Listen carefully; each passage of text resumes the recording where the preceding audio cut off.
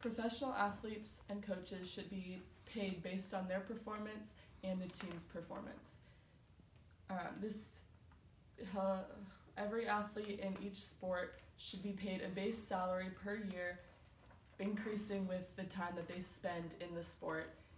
Also, they would get paid a bonus whenever they win. Players and coaches who win will get the ticket sales from that night, which will encourage fans to attend more games and tournaments, and it'll help the fans feel like they are included in the game and they're part of something bigger. This increases the revenue in other industries besides sports, such as hotels, food, and travel industries. When people are being pulled into an area to go to a game, the local economy will receive benefits. According to CNBC, around 50 million Americans watched the Mayweather-McGregor fight. The revenue of this fight totaled over $700 million, and this is excluding the money made in the other industries such as the sale of food and drinks, hotel booking, and travel expenses. This fight had an enormous amount of money associated with it. Mayweather, the winner of the fight, made over $100 million. Mark Taffet, who formerly ran pay-per-view for HBO, told CNBC that an average of 5 to 6 people normally watch a pay-per-view, and he wouldn't be surprised if the fight averaged 10 people in a household. This is an estimate of nearly 1 in 6 Americans who were tuning into this fight. The fight could also be viewed by millions worldwide, either online or on a TV screen, to more than 1 billion homes in 200 different countries. This, including all of the international sales of this fight, will increase the amount of money that is made by the fight and brought into the American economy.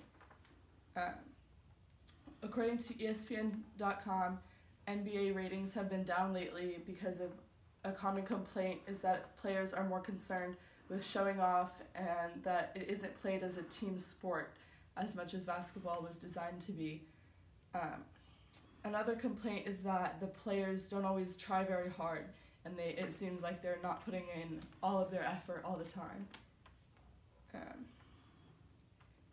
This is because they have contracts to get paid millions of dollars whether or not they win or lose.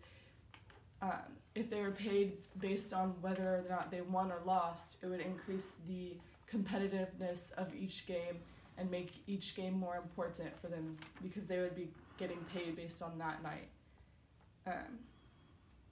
If the competitiveness of the sport was increased, it would once again increase the amount of people who want to go to the games, and the people that are fans will be more likely to buy t-shirts or hats, and it'll increase the amount of products that can be sold. For the people that aren't interested in sports and don't care if it's competitive or not, this actually does influence them too, because the sports industry in the United States brings in about $14.3 billion in earnings per year, according to economicmodeling.com. This could be increased if the game was more competitive and people were more involved. That number can always rise. Indirect earnings as well could be increased by the people buying memorabilia and traveling to games and paying more to watch. Okay, ask me questions. Are there any current sports leagues that use pay-per-play? Currently, besides fighting, of course, there's golf as well as tennis are paid per winning.